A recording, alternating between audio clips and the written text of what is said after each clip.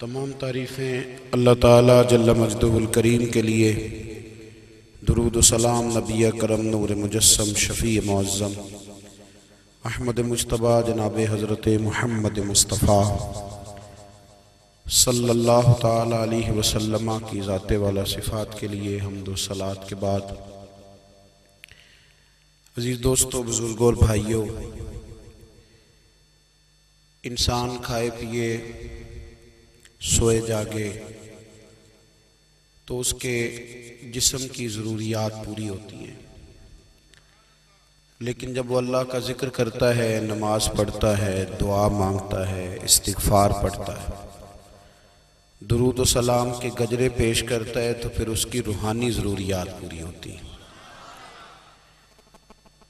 آج جس زمانے میں ہم وقت گزار رہے ہیں، لوگوں کی جسمانی ضروریات پوری کرنے کے لیے، غذائی ضروریات پوری کرنے کے لیے بہت سارے بندوبست کیے جا رہے ہیں،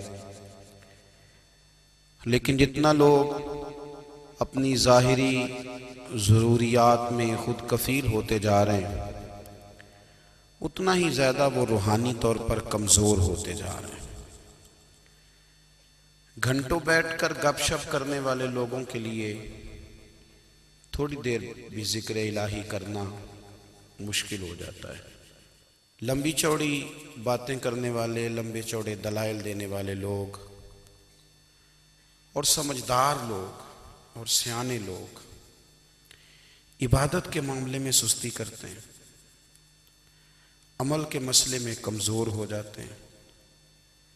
تسبیحات کرنا، وظائف پڑھنا، درود و سلام پڑھنا، کم بولنا، سچی بات کرنا، صبر سے رہنا، شکر کو اپنانا، قناعت اختیار کرنا، حسد، بغض، عداوت سے بچنا، یہ لوگوں کے لیے مشکل ہو جاتا ہے۔ پھر اس کا نقصان یہ ہے کہ معاشرہ ایک عجیب سی بے سکونی اور بے قراری کا شکار ہے۔ جیب میں بہت زیادہ پیسے رکھنے والا، خوش شکل نظر آنے والا، پیٹ بھر کے روٹی کھانے والا شخص بھی ڈھونڈتا پھرتا ہے کہ آخر میں پریشان ہوں کیوں۔ آپ انسانیت کی تاریخ پڑھیں گے تو آپ کو معلوم ہوگا کہ انسان نے کبھی پتھر کی پوجا کی، کبھی معاذ اللہ چاند سورج کی، درختوں کی، بتوں کی پوجا کی۔ معاذ اللہ یہ غلط ڈائریکشن پہ تو چڑھ گیا، لیکن ایسا نہیں ہے کہ کوئی بندہ دنیا میں آیا ہو اور کسی کی اس نے عبادت نہ کی ہو۔ اس لیے کہ اللہ تبارک و تعالیٰ نے جس طرح ہمارے جسم میں کھانے کی طلب رکھی ہے، پینے کی طلب رکھی ہے، سونے کی طلب رکھی ہے، اسی طرح اللہ تعالیٰ نے عبادت کے لیے طلب رکھی ہے جسم میں۔ یہ تو ہوا کہ انسان گمراہ ہو گیا، غلط رستوں پہ چل نکلا،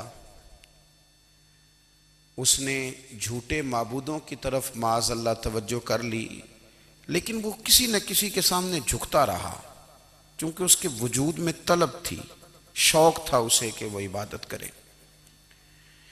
اللہ تبارک و تعالی جب مسلمان کو توفیق دے اور اللہ کی بارگاہ کی جانب وہ رجوع کرے، تو پھر اس کا رویہ یہ ہونا چاہیے کہ اس کی توجہ ہو اللہ کی جانب۔ ہمارے ہاں تسبیحات پڑھ لی جاتی ہیں اگر کبھی موقع ملے، لیکن وہ خاص انہماک، وہ خاص شوق، وہ خاص ذوق اللہ تبارک و تعالیٰ کی عبادت کا، ایک ہوتا ہے نماز پڑھنا، ایک ہوتا ہے اہتمام کے ساتھ نماز پڑھنا، یعنی ذرا وقت پہ اٹھنا، ذرا صحیح کر کے وضو کرنا، ذرا شوق سے مصلی بچھانا۔ ایک ہوتا ہے تسبیح پڑھ لینا، اور ایک ہوتا ہے ذرا تھوڑا سا نا شوق کے ساتھ اللہ کو یاد کرنا۔ آپ کبھی جو میں نے آیہ کریمہ پڑھی، اس کی آپ شان نزول دیکھیں، نبی کریم صلی اللہ تعالیٰ علیہ وسلم کے نا کچھ صحابہ اللہ کی محبت کے شوق میں حضور کی بارگاہ میں حاضر ہوئے، اور انہوں نے آ کے عرض پتہ کیا کیا؟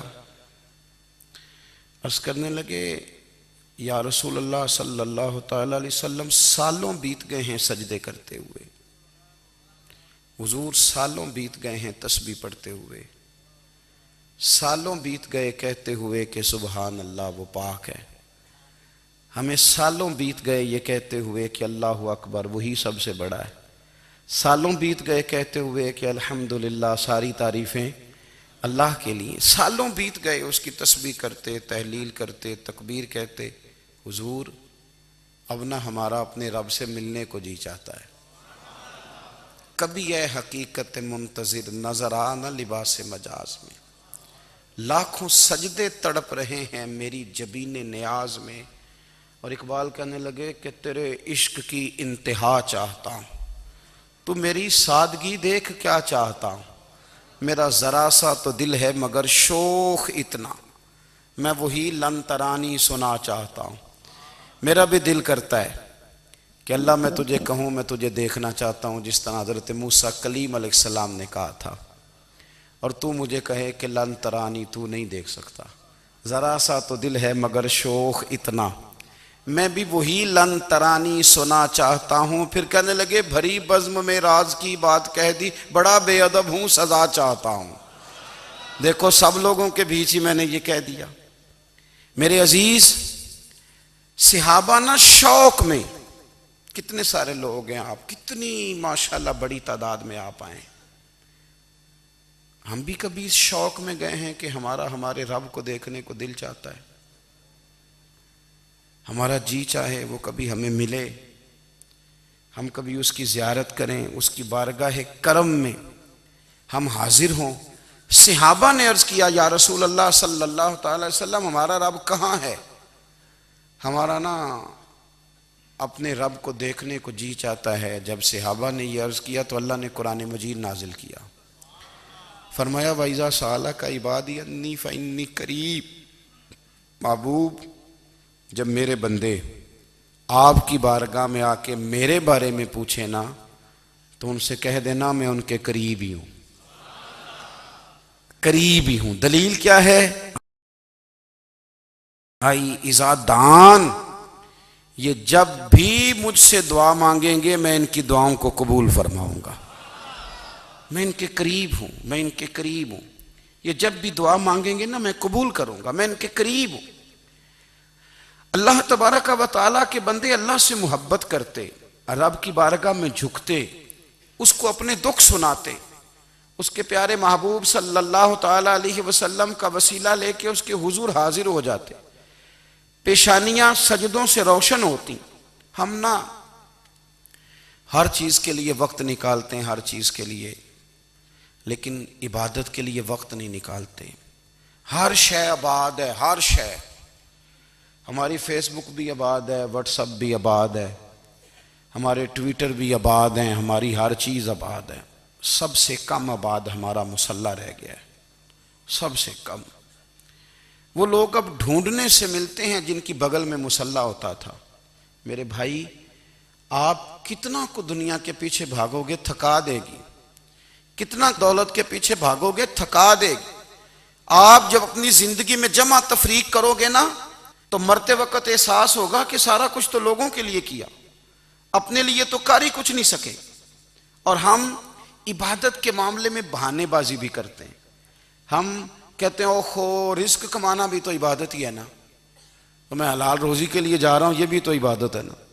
میری طرح کے لوگ کہہ دیتے ہیں کہ میں سویرے اٹھ کے مدرسے میں کچھ اسباق دیکھتا ہوں تو یہ بھی تو عبادت ہے، میں بیان کرنے کے لیے مطالعہ کرتا ہوں تو یہ بھی تو عبادت ہے نا، اتنے لمبے سفر کر کے ملک میں دنیا میں گھومتا ہوں تو یہ بھی تو میں عبادت ہی کر رہا ہوں۔ اب اسپیشل نفلوں کے لیے وقت کس طرح نکلے، اسپیشل کر کے تسبیح میں کیسے چلاؤں، میں سارا کچھ ہم بہانے بنا لیتے ہیں نا۔ میرا سوال یہ ہے کہ یہ ساری باتیں صحابہ کو، نبی کریم کو، دیگر لوگوں کو بھی تو پتہ تھی نا، لیکن آپ غور تو کریں 23 سال حضور کو وقت ملا، مختصر وقت ظاہراً تبلیغ کرنے کے لیے، پوری دنیا میں دین بھی پھیلانا ہے۔ گھر میں 11 ازواج ہے، 4 بیٹیاں ہیں، ان کی اولادیں، سارے کام کاج بھی دیکھنے ہیں، لیکن سیدہ طیبہ طاہرہ حضرت عائشہ صدیقہ رضی اللہ تعالیٰ عنہ فرماتی ہیں سارا دن تبلیغ کرتے، ہر غلام کے دکھ سنتے، گھر میں آتے تو اپنے گھر والوں کا خیال کرتے، کام میں ہمارا ہاتھ بٹاتے. قربان جاؤں، کہتی ہیں زمانہ سارا سو جاتا لیکن آمنہ کے لال مصلی بچھا لیتے. دنیا سو گئی ساری، سب سو گئے، جو خدام تھے، وہ جو غلام تھے، وہ سو گئے. صحیح مسلم نے لفظ ملیں گے، سیدہ پاک فرماتی ہیں او میرے نبی کے غلاموں، میں نے یہ رنگ بھی دیکھا ہے کہ حضور نے اتنا کھڑے رہے، اتنا قیام کیا، اتنا قیام کیا کہ مقدس پیروں میں ورم آ گئے، سوج گئے پیر. اتنے بڑے دل پہ ہاتھ رکھ کے نہیں بتا سکتا کہ میرے کبھی نماز میں پیر سوج گئے ہوں، کوئی نہیں بتا سکتا. بچوں کی روٹی کماتے تھک گئے بات الگ ہے، ہم سیر کرنے گئے تو تھک گئے بات الگ ہے، لیکن عبادت میں یہ بھی تو مسلم شریف ہے نا، یہ بھی تو دین ہے نا، یہ بھی تو حضور کی سنت ہے، یہ بھی تو وہ چیز ہے جو کریم کی آنکھوں کی ٹھنڈک ہے. سیدہ فرماتی ہیں پیروں میں ورم آ گئے اور ساری رات ہی حضور نے نماز پڑھی اور ایک ہی آیت بار بار دہرائی. مسجد نبوی میں بلال حبشی نے فجر کی اذان دے دی اور حضور ابھی مصلی پہ تھے. کریم فارغ ہوئے، میں نے عرض کی یا رسول اللہ صلی اللہ علیہ وسلم، آپ کے تو صدقے اللہ اگلے پچھلوں کے گناہ معاف کرے گا، تو آپ اتنی آہوزاری کیوں فرماتے ہیں؟ آپ تو شفیع ہیں، آپ تو انبیاء کے امام ہیں. تو حضور نے فرمایا عائشہ تم نے گنوایا ہے نا میرے اللہ کی مجھ پر کتنی رحمت ہے. افلا اکون عبدا شکورا، فرمایا اگر اس نے اتنی نعمتیں دی ہیں تو کیا میں اس کا شکر گزار بندہ نہ بنوں؟ میں شکر گزار بندہ نہ بنوں اس کا؟ پھر اگر اتنی نعمتیں اس نے دی ہیں، مجھے اتنا نوازا ہے، تو پھر میں اس کے سامنے سجدے نہ کروں؟ او میرے بھائی، بڑے قابل فخر لوگ ہیں ہم کہ ہم نبی پاک کے غلام ہیں. ہم قابل فخر ہیں کہ نبی کریم کے غلام ہیں.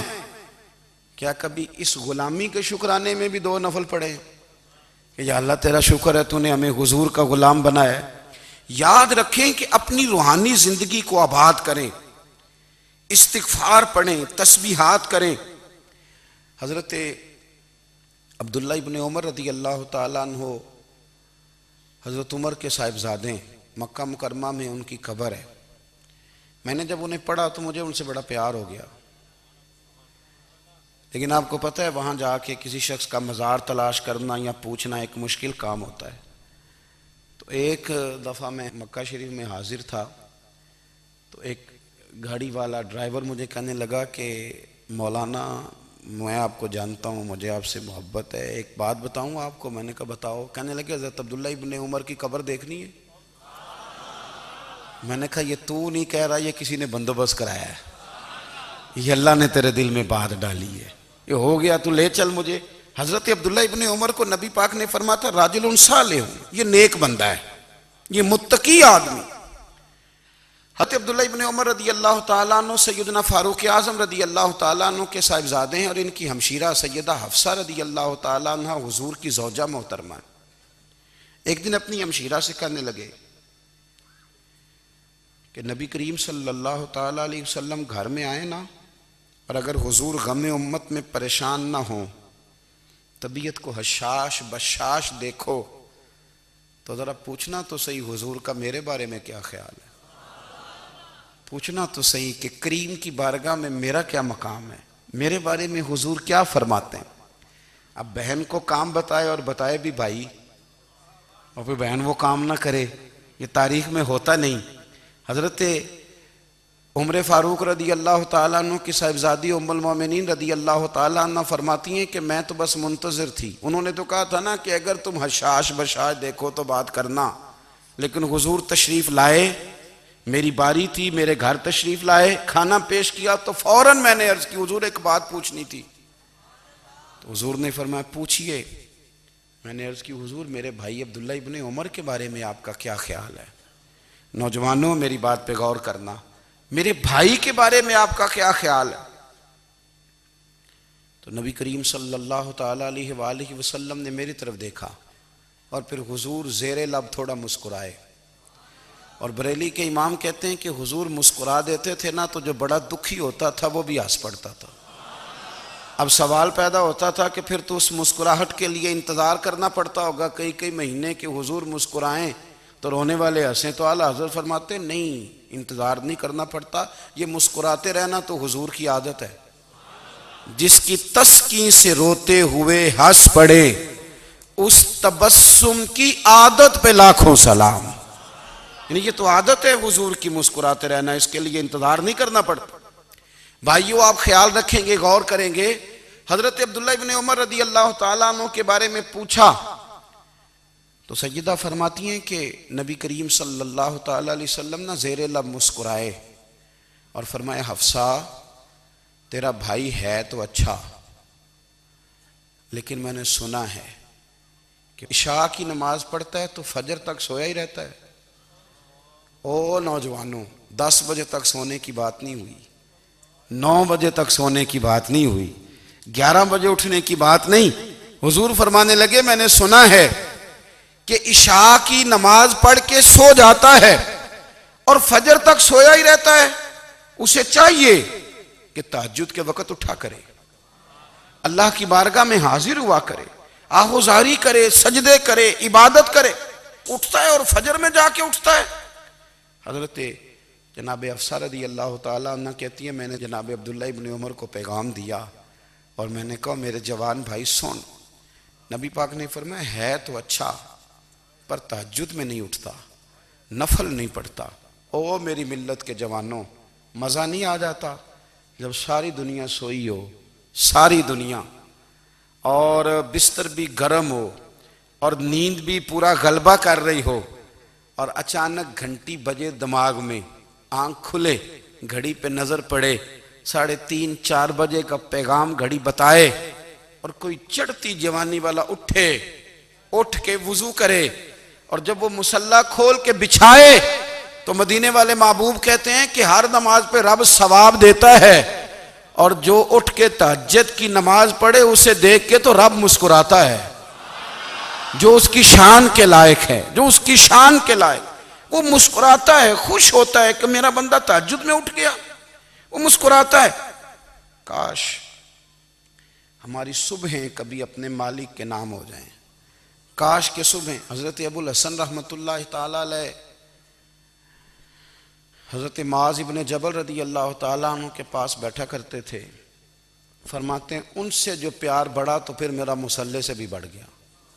تابعی ہیں، فرماتے ہیں صحابی رسول سے محبت ہوئی تو ذکر سے بھی ہو گئی، پھر درود شریف سے بھی ہو گئی، محبت ان سے بڑھی تو پھر اللہ نے مسجد کا پیار بھی بڑھا دیا۔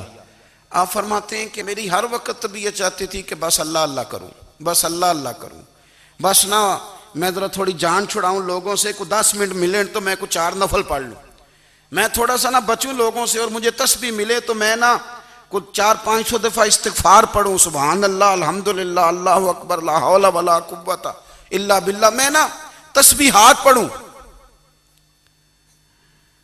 فرماتے ہیں کہ بچے تھے گھر میں 6-7، غربت تھی، کام ملتا کوئی نہیں تھا، اور میں کام چور نہیں تھا، کام ڈھونڈتا تھا، پر اللہ کی قدرت کے کام نہیں ملتا تھا۔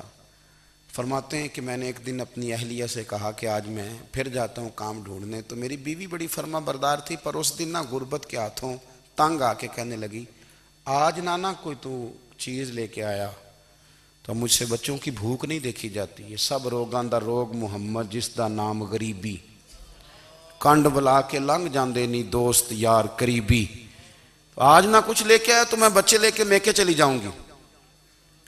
شیخ فرماتے ہیں کہ میں بڑا پریشان گھر سے نکلا، پر میں نے صبح سے لے کے زور تک کام ڈھونڈا، کام ملا کوئی نہیں، تو میرے دل میں خیال آیا چلو کام نہیں ملتا تو اللہ اللہ تو کرے نا، چلو بندوں کی مزدوری نہیں ملتی تو رب کریم کی عبادت ہی کرتے ہیں۔ فرماتے ہیں کہ میں نے نا فرات کے پانی سے وضو کیا، نہر کے، شدید دھوپ تھی، ساتھ ریت تھی اور ریت تپ رہی تھی، میں نے اپنا رومال وہیں مصلی کے طور پر بچھا لیا، اور فرماتے ہیں کہ زور سے لے کر عصر تک نماز پڑھی، دھوپ بھی پورے زور پہ، پر میرے سجدے کا ذوق بھی پورے زور پہ۔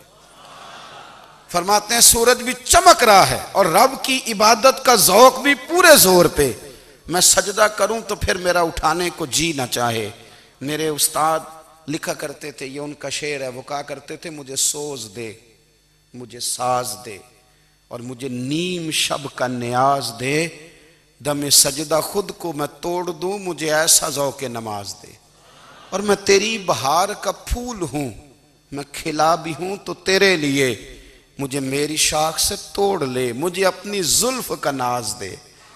بھائی فرماتے ہیں کہ عصر تک میں نے نفل پڑھے، دل ڈھلنے لگا، عصر کی نماز پڑھی اور میں وہاں سے چلا۔ اب میں جب نکلنے لگا تو دل میں خیال آیا کہ چھوٹی چھوٹی دیواریں ہیں گھر کی، بغیر کچھ لیے جاؤں گا تو بیوی دور سے دیکھے گی تو شور کرے گی کہ پھر خالی ہاتھ آ گیا ہے۔ کہتے میں نے اپنی اسی رومال میں جس پہ میں نے نماز پڑھی تھی نا، رومال میں کی آخی دے پنجابی صافہ کہتے ہیں، اسی میں نا میں نے کچھ ریت بھر لی کہ وہ دور سے دیکھے گی تو سمجھے گی کچھ لے کے آیا ہے، چلو جا کے اسے بتا دوں گا کہ آج پھر مزدوری نہیں ملی۔ کہتے ہیں وہ ریت لے کر جب میں گھر میں گیا تو پہلے بیوی دروازے پہ کھڑی ہوتی تھی، پوچھتی تھی خالی ہاتھ آ گئے ہو؟ آج میں نے دیکھا تو ہے ہی کوئی نہیں۔ فرماتے ہیں میں اندر داخل ہوا، سلام لیے، کونے میں میں نے وہ رومال رکھ دیا اور میں نے آواز دی کہ بھلی مانس کہاں ہو؟ تو وہ کہنے لگی آپ منہ ہاتھ دھو لیں، میں روٹی لے کے آئی۔ میں نے کہا روٹی کہاں سے آ گئی؟ یہاں تو کئی دنوں کے فاقے، تو کئی دنوں کی غربت ہے، یہاں تو اس گھر میں تو فقیری ہے۔ فرماتے ہیں کہ وہ روٹی لے کے آئی اور اس وقت کی جو موجودہ نعمتیں تھیں، سمجھ لیں سلاد، اچار، ہر چیز ساتھ لائی۔ میں نے کہا کہ بچے کہاں گئے؟ کہنے لگی وہ کھانا کھا کے کھیلنے گئے، آپ کھانا کھا لیں آ جاتے۔ کھانا اس نے چن دیا۔ میں نے حیرت انگیز لہجے میں ساری نعمتیں اپنے دسترخوان پہ دیکھ کر کے بیوی سے پوچھا یہ کہاں سے آیا کھانا؟ بچوں کو تو نے کہاں سے کھانا کھلایا؟ یہ سارا کچھ کیسا ہے؟ تو کہنے لگی پتہ نہیں آج آپ کس کریم کی مزدوری کرنے چلے گئے تھے، پتہ نہیں کس کریم کی، میرے گھر میں تو اتنی نعمتیں آئی ہیں کہ مجھ سے سنبھالی نہیں جا رہی، اتنا اناج ہے، اتنا گندم ہے، کس کریم کے دروازے آج چلے گئے تھے؟ یہ کہتے کہتے وہ اٹھی اور اٹھ کر کے کہنے لگی پہلے بڑا کچھ آیا تھا، اب کیا لے آئے ہو؟ اور جا کر کے نا اس نے وہ ریت والا رومال کھولا، کہنے لگے میں تو لے کے آیا تھا ریت، تو میرے رب نے اسے بھی سونے اور ہیرے بنا دیا تھا۔ جب آپ کی توجہ اللہ کی جانب، میرے نبی پاک صلی اللہ تعالی علیہ وسلم نے فرمایا ہر چیز اپنے رب سے مانگ، ہر چیز مانگ، ہر چیز مانگ۔ یا رسول اللہ کیا کچھ؟ میرے محبوب نے فرمایا تیرے گھر میں نمک بھی ختم ہو جائے تو وہ بھی اپنے رب سے مانگا کر، تو مانگنا وہ تجھے دے گا، تو اس کی بارگاہ میں کشکول طلب دراز تو کرنا۔ اور ترمذی شریف میں عجیب لفظ ہیں، رسول کائنات نے فرمایا، رب کریم فرماتا ہے جب میرا بندہ ہاتھ اٹھاتا ہے نا تو مجھے حیا آتی ہے کہ میں خالی کیسے لوٹا دوں اس کے، اتنے بڑے بادشاہ کی بارگاہ میں۔ او بھائی لوگوں سے عزتیں تلاش کرتے ہو تو وہ کیا تمہیں عزت دیں گے؟ وہ تو کل اچھا کہتے ہیں پرسوں برا کہنے لگ جاتے ہیں۔ لوگوں کے سامنے گڈ بک میں آنا چاہو گے تو وہ تو سویرے تمہارے بارے میں کچھ کہیں گے، شام کچھ اور کہیں گے۔ اپنی روحانی زندگی آباد کریں، اپنے مسلح کو وقت دیں، اور دنیا سے چھپ کر اس موبائل کو بند کر کے اور اپنے آپ سے بھی چھپ کے اور تنہا ہو کے چھپا کے سارا کچھ اپنے آنسو اپنے رب کی بارگاہ میں پیش کریں، اس کے حضور حاضری دیں۔ سنو نا ترمذی کی حدیث، اور اسے یاد رکھنا، نبی پاک علیہ السلام نے فرمایا اپنے دکھ لوگوں کے سامنے نہ بیان کرنا، سیٹھوں نوابوں کو نہ بتاتے پھرنا، دنیا داروں کے سامنے جا کے نہ رونا کہ میں تکلیف میں ہوں۔ فرمایا اگر دنیا داروں کو دکھ بتاؤ گے رب تمہیں کبھی غنی نہیں کرے گا، اور لوگ ہیں کہ الٹا مذاق اڑائیں گے۔ آپ کی جس سے بڑی پکی یاری ہے نا، پکی، وہ تب تک پکی ہے جب تک آپ نے 50,000 مانگا نہیں، اور جس وقت آپ نے کہہ دیا کہ میں مجبور ہوں میری مدد کر تو پھر ختم ہو گئی دوستی۔ لوگوں کے تعلقات آپ کے ساتھ تب تک ہیں جب تک آپ ان سے کوئی ضرورت وابستہ نہیں کرتے۔ کریم محبوب فرمانے لگے بندوں کے سامنے دکھ نہ بیان کرنا، اللہ تجھے کبھی غنی نہیں کرے گا، تو اپنے دکھ اپنے رب کو بتا، تو دعائیں مانگ، تو اس کی بارگاہ میں حاضر ہو، تو اس کے حضور عرض کر۔ فرمایا اپنے دکھ اپنے رب کو بتا، وہ جلدی کرے یا دیر سے کرے تجھے ساری دنیا سے بے نیاز کر دے گا، تجھے کسی کا محتاج نہیں رہنے دے گا۔ اپنے مسلح کو، اپنی دعاؤں کو. ایک بزرگ فرماتے ہیں میں نے دعا مانگنے کا طریقہ اپنی بیوی سے سیکھا. دعا مانگنے کا طریقہ اپنی، سیکھنے والے تو اپنے بچوں سے بھی سیکھ لیتے ہیں، سیکھنے والے تو ہر ایک سے سیکھتے ہیں. وہ کہتے ہیں میں نے دعا مانگنے کا سلیقہ اپنی بیوی سے سیکھا ہے. حضرت وہ کس طرح؟ فرمانے لگے میری بیوی نے نا مجھے کوئی کام بتایا، کچھ پیسوں کی ضرورت کے لیے کہا، تو میں نے اسے کہا کہ بھئی ابھی میرے پاس نہیں ہے، کچھ دنوں میں آتے ہیں تو میں دے دوں گا. عورتوں کی عادت ہوتی ہے وہ بار بار یاد کراتی ہیں. 2-4 دنوں کے بعد پھر اس نے کہا حضرت وہ میں نے کہا تھا کچھ پیسے، میں نے اسے کہا کہ ابھی میرے پاس نہیں ہے، کچھ دنوں میں ملتے ہیں تو میں تمہیں دے دوں گا. اس نے کچھ دنوں کے بعد پھر کہا حضور وہ میں نے کچھ پیسے کہے تھے. فرماتے میں نے ڈانٹ دیا، میں نے کہا کہ کیا تو روز مجھے شرمندہ کرتی ہے، کہا نا میرے پاس نہیں ہے، ہوں گے تو دے دوں گا، تو روز یاد کراتی ہے. فرماتے ہیں اس نے پہلے تو میری ڈانٹ کو سہا، پھر میرے سخت جملوں نے اس کی آنکھوں میں آنسو پیدا کر دیے، پھر اس نے اپنے آنچل میں اپنے اس دکھ کو سمیٹا، اور پھر اس نے ایک جملہ کہا تو میں رو پڑا، اور مجھے اپنے رب سے مانگنے کا طریقہ آ گیا. مجھے کہنے لگی حضرت جی آپ نے ڈانٹ دیا، میں نے سہ لیا، پر آپ ہی میرے شوہر ہیں، بتائیں نا آپ سے نہ کہوں تو میں کس سے جا کے کہوں. فرماتے ہیں میں رو پڑا، اور میں کھل کے رویا، اور میں تڑپ کے رویا، اور پھر میری سسکیاں بند گئیں. تو مجھے کہنے لگی آپ کو کیا ہوا؟ میں نے کہا مجھے بھی دعا مانگنی آ گئی ہے. جب میں اسے کہوں گا نا اللہ تو ہی میرا رب ہے، میں تجھ سے نہ کہوں تو میں کس سے جا کے کہوں؟ میں کیوں کسی بندے سے سوال کروں؟ میں کیوں کسی دنیا دار سے کہوں؟ میں تیرے بندوں کا، نیک بندوں کا وسیلہ لے کے، تیرے محبوب کی غلامی لے کے تیری بارگاہ میں آیا، تجھ سے نہ مانگوں تو کس سے مانگوں؟ سمجھ آ گئی ہے. جب میں اس رنگ میں مانگوں گا تو پھر رب میرے اوپر بڑا ہی فضل فرمائے گا، وہ میرے اوپر بڑی رحمت کرے گا، وہ میرے لیے آسانیاں کرے. عزیز دوستو ہم اس طرح کرنے لگ گئے ہیں کہ ہم نے نا اپنے تعلقات پر اعتماد کرنا شروع کر دیا ہے. میرے تعلقات بہت ہیں. ہم نے اپنی دولت پر اعتماد کرنا شروع کر دیا ہے، میرے پاس دولت بہت ہے. ہم نے اپنے علم پر، اپنی شہرت پر اعتماد کرنا شروع کر دیا ہے کہ میرے پاس فلاں چیز بہت ہے.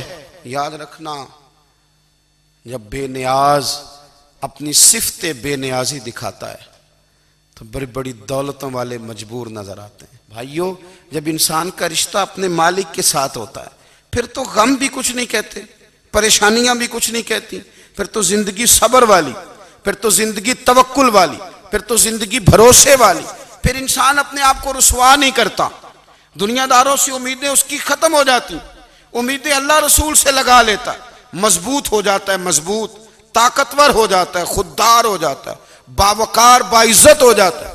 حضرت بہلول دانا رحمت اللہ علیہ بیٹھے تھے تو ہارون رشید حج کر کے آ رہا تھا، تو رستے میں حضرت شیخ سے ملاقات ہو گئی تو السلام علیکم کے بعد کہنے لگا حضور کوئی حکم ہو تو بتائیے گا. تو حضرت بہلول دانا فرمانے لگے تیرا رب کون ہے؟ اس نے کہا اللہ. تو فرمایا میرا کون ہے؟ کہا اللہ. فرمانے لگے تو بڑا ہی بیوقوف ہے، کیا تو یہ سمجھتا ہے کہ رب ہارون رشید کو تو دے گا اور بہلول دانا کو بھول جائے گا؟ تیرا بھی وہی رب ہے، میرا بھی وہی رب ہے. اس نے اگر تجھے دے کے آزمایا ہے تو ہو سکتا ہے مجھے نہ دے کے آزما رہا ہو. جب اس کی حکمت کے تقاضے ہوں گے تو عطا کرے گا اور دے گا. تو جا اپنا کام کر. بھائی اپنی روحانی زندگی، اپنی عبادات، اپنے وظائف، اپنے روزمرہ کے معاملات، اپنی دعائیں، اپنا استغفار. دیکھو کوئی مشکل کام تو نہیں، 2 رکوع ہیں سورہ واقعہ کے اگر رات کو پڑھ لی جائے تو. میں کس طرح یہ بات بیان کروں کہ تعویذ بانٹنا آسان ہے اور وظیفہ بتانا مشکل ہے. سارا دن تعویذ بانٹیں تو لوگ لینے کو تیار ہیں، اور اگر آپ وظیفہ بتائیں تو کہتے ہیں تو مشکل کام ہے. او خدا کے بندے، اگر آپ کا تعلق قرآن پاک کے ساتھ مضبوط ہو، قرآن پاک کے ساتھ اگر آپ کا رشتہ ہو، لوگ سفارشیں ڈھونڈتے ہیں نا دنیا میں، کوئی تعلق مل جائے تو میرا کام ہو جائے.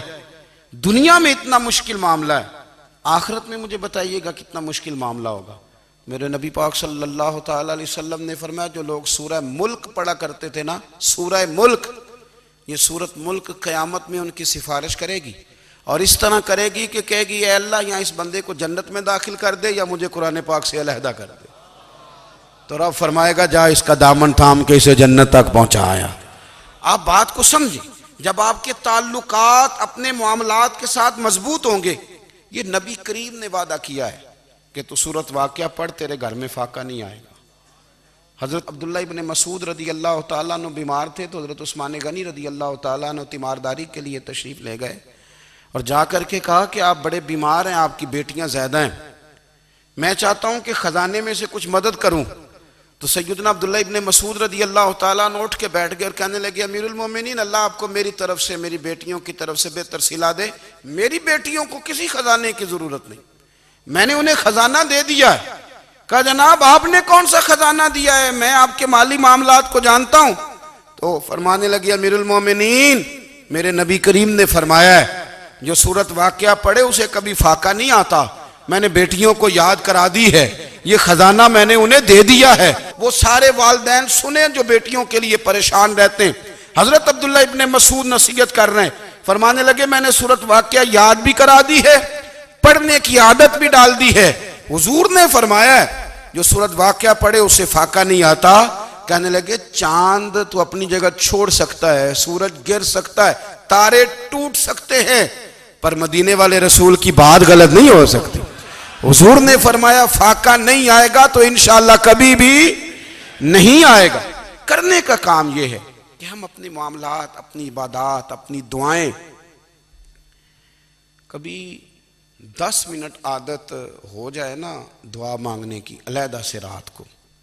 حضور نے فرمایا جو فرض نماز کے بعد دعا مانگے اللہ اس کی قبول کر لیتا ہے۔ نبی پاک صلی اللہ تعالیٰ علیہ وسلم نے فرمایا اللہ مسافر کی دعا قبول فرماتا ہے۔ حضور نے فرمایا اللہ مظلوم کی دعا قبول فرماتا ہے۔ حضور نے فرمایا بیمار سے دعا کراؤ اللہ اس کی دعا قبول فرماتا ہے۔ میرے نبی پاک نے فرمایا ماں باپ جب بھی اولاد کے لیے ہاتھ اٹھائیں، ویسے تے بلے شاہ تو آسمانی اڈدیاں ہی پھڑ دیں، جڑا گھر بیٹھا انہوں بڑھیا ہی نہیں۔ حضور فرمانے لگے ماں باپ جب بھی اولاد کے لیے دعا فرمائیں اللہ ان کی دعا کو قبول کرتا ہے۔ آپ اپنا تعلق بنائیں، دعا کے ساتھ، عبادت کے ساتھ، مصلی کے ساتھ رشتہ بنائیں، استغفار پڑھیں۔ صلاح الدین ایوبی صلیبی جنگوں میں تھے، رات کو مسجد اقصیٰ میں نماز پڑھی تو پریشان تھے۔ ایک بزرگ سے ملاقات ہوئی تو وہ کہنے لگے کہ آپ بڑے پریشان ہیں۔ کہنے لگے حضور پریشان اس لیے ہوں کہ پہلے ہی مسلمان کمزور ہے، اب میں نے سنا ہے دشمن کا ایک بحری بیڑا وہ جنگی سامان سے بھرا ہوا آ رہا ہے، تو اب ان کے پاس اور تلواریں اور نیزے آ جائیں گے، مسلمانوں کے پاس پہلے ہی وسائل کی کمی ہے، پریشان ہوں کس طرح کر کے مقابلہ کریں گے۔ یہ بات کہتے ہی صلاح الدین ایوبی نے بزرگوں سے کہا حضور آپ بھی دعا کرنا، دعا کی بڑی طاقت ہے۔ میرے نبی پاک نے فرمایا دعا مومن کا ہتھیار ہے، دعا مومن کا۔ حضور نے فرمایا تقدیر کو سوائے دعا کے کوئی چیز نہیں بدل سکتی، دعا مومن کا ہتھیار ہے، یہ کافر کے پاس کوئی نہیں، یہ ہتھیار ہے مومن کا۔ اللہ کرے آپ کو سمجھ آئے، پھر سنیں کئی بار کہہ چکا ہوں یہ ہتھیار ہے۔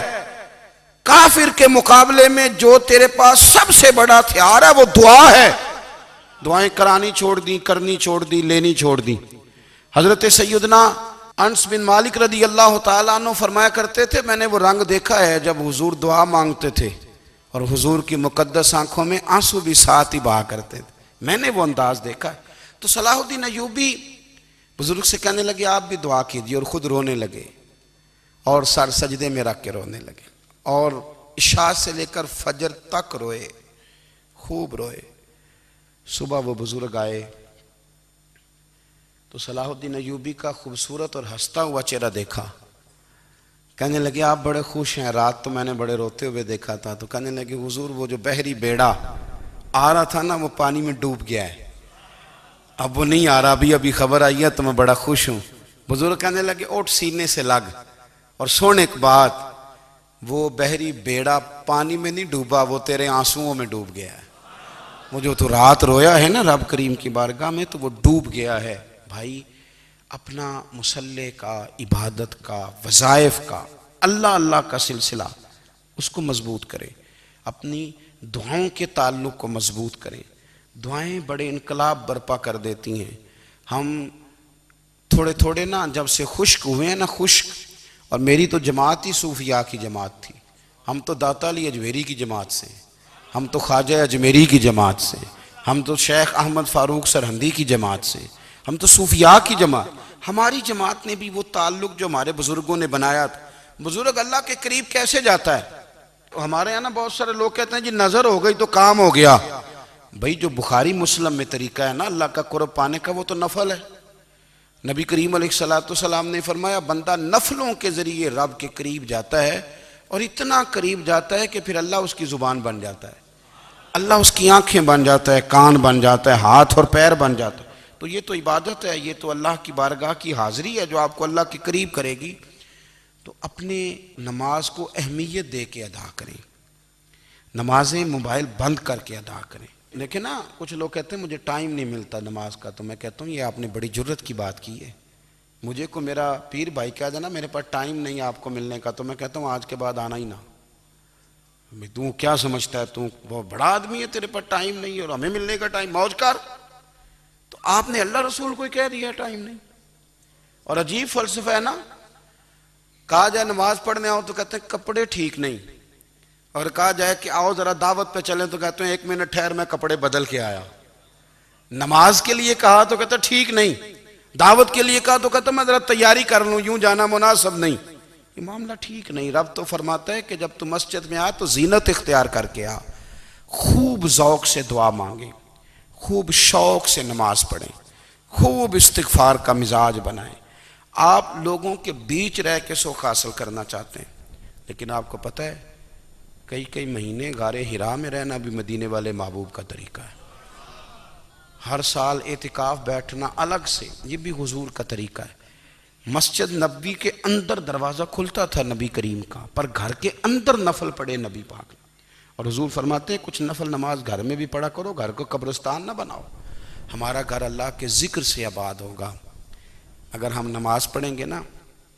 میں جب سنت پڑھنے کے لیے گھر میں کھڑا ہوتا ہوں تو میرا جو 2.5-3 سال کا بیٹا ہے نا، وہ بھی میرے ساتھ نماز پڑھنی شروع کر دے۔ اسے پتہ کوئی نہیں نماز کیا ہوتی ہے، لیکن وہ بھی نا سجدہ نہ بھی کرنا ہے تو ساتھ لیٹ ضرور جاتا ہے۔